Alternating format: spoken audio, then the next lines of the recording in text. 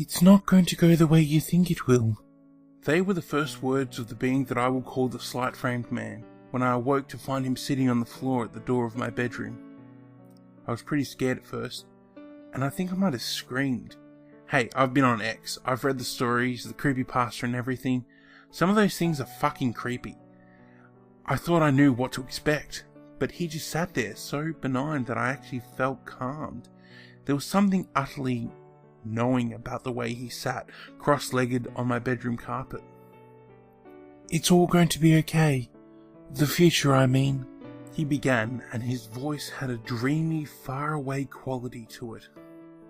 There will be no more world war, and famine will be a bitter memory within 2 lifetimes. No apocalypse, biblical, nuclear, or otherwise. No elder gods, no ancient prophecies, and no aliens with devastating death rays. He added with a chuckle, if that's what it could be called, a soft kind of barking noise, ending almost as soon as it had begun. That sounds pretty boring, I ventured, but soon corrected myself. In a way. He stared at me then, long and hard, and I honestly thought his jaw was going to widen, or his eyes burn, or melt, or something, and he'd become everything I'd ever expected from a creepypasta. But he didn't. In fact, he seemed almost embarrassed that he stared. He continued, On the contrary, I'm going to tell you something now, and you have to promise not to interrupt me. If you do, I'm going to leave here, and I promise that I will never come back. Agreed? Hell, he seemed almost desperate, so I nodded, and he made me swear to it. So I did. And that's when he told me. On the contrary, indeed. In 20 years' time, 2032, the United Earth Foundation brings together all people of the globe to trade openly with each other, which leads to a cessation of war. Advances in fuel, farming, and genetics mean food enough for everyone. Gender loses meaning, and most people swap 3 or 4 times a year without fear of shame. In about 75 years, even private dwellings will be made of a new kind of metal, an alloy made from the core of the moon. It could have been done sooner, but we had to make sure it was safe. 300 years and space exploration reaches out past its infancy. Colonies on Mars to deal with overcrowding, and orbital posts around Jupiter to mine for precious gases. 500 years and the cyber nations are so vast as to encompass their own universe. And many people choose to migrate to Data for good, while most take holidays there. Another dry chuckle.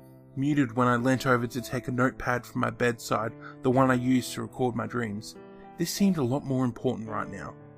He eyed me again, sadly, and shook his head before he continued.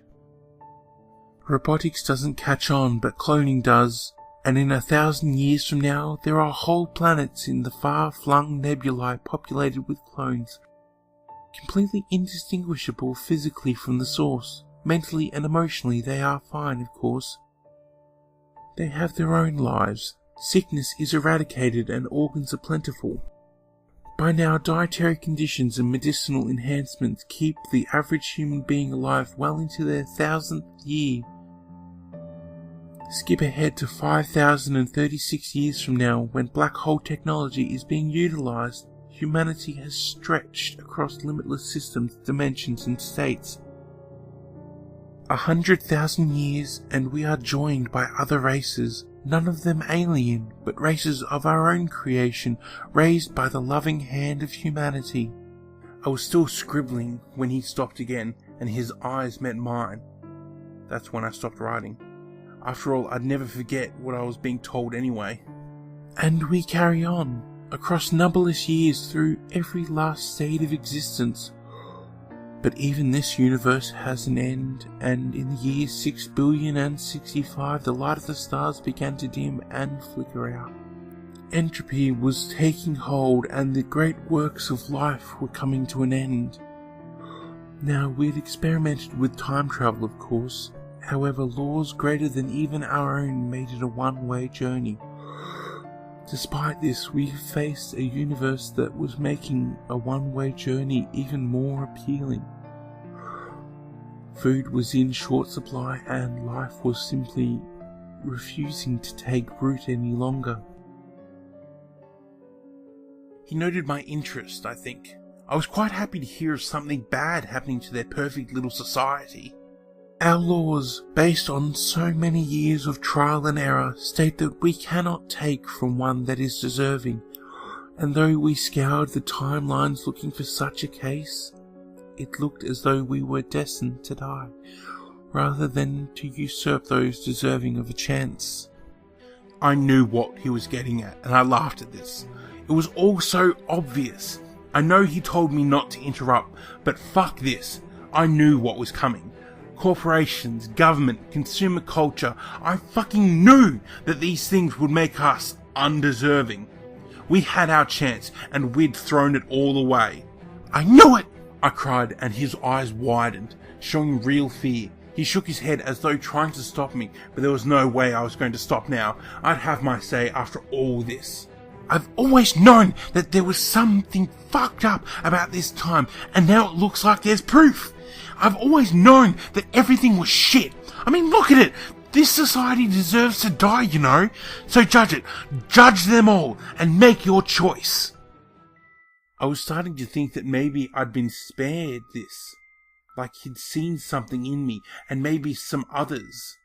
Some essential quality that made us, I don't know, better. Worth saving. But he merely stood, his head shaking again, and the ghost of a tear on his cheek. His upper lip was trembling, and he began to sob. I wasn't judging your society, he whispered, and I was suddenly aware of many more like him around me, and when I ran to the window I could see them there, in the streets. So many of them, all the same, just standing. I looked back at him, my eyes wide in disbelief, and I heard his last words. God help me. I was judging an individual.